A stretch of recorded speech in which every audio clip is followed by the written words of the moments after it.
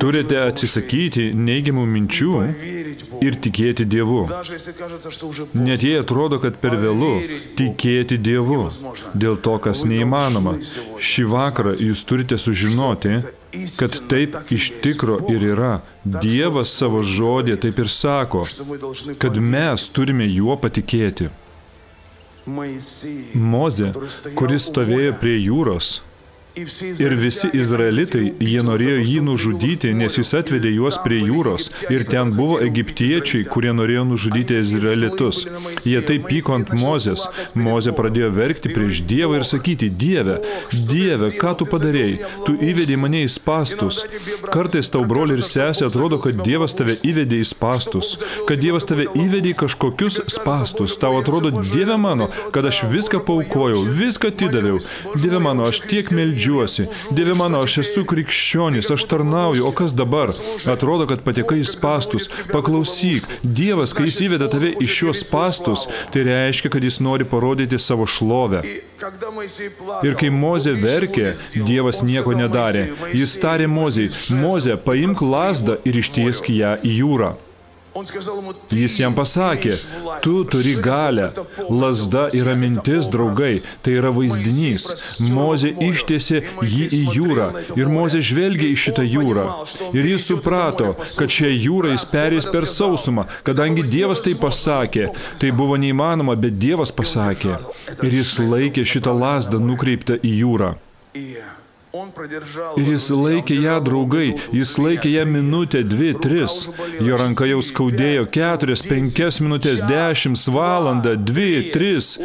Jis laikė ją visą naktį. O tada, vienu metu, staiga, jūra persiskyrė. Ir tada jie perėjo šią jūrą sausumą. Paklausykite, aš noriu jums pasakyti, šiandien Viešpats jums sako kaip Mozei, pradėk galvoti.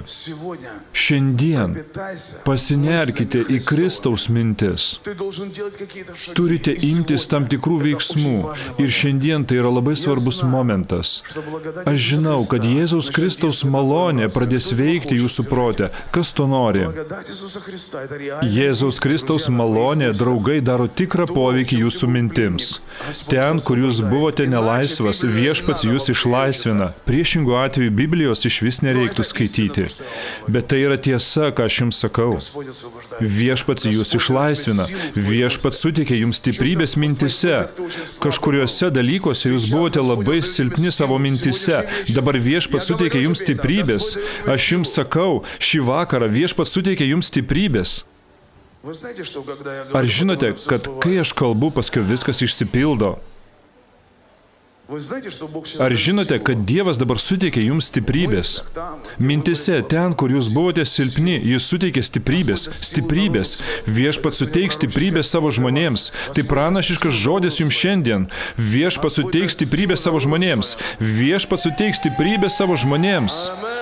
Amen, amen, amen, amen. Aleliuja.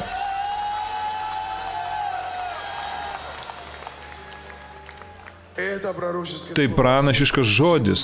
Viešpats suteiks stiprybę savo žmonėms. Ir Dievas šiandien sako jums, jis sako tau, už savo gėdą jūs gausite dvigubai, už panieką jūs džiaugsite savo atlygiu. Už savo gėdą jūs gausite dvigubai, už panieką jūs džiaugsite savo atlygiu. Aleliuja, aleliuja, aleliuja. Nes savo krašte jūs gausite dvigubai. Jūs džiaugsitės amžinų džiaugsmu. Jūs džiaugsitės amžinų džiaugsmu.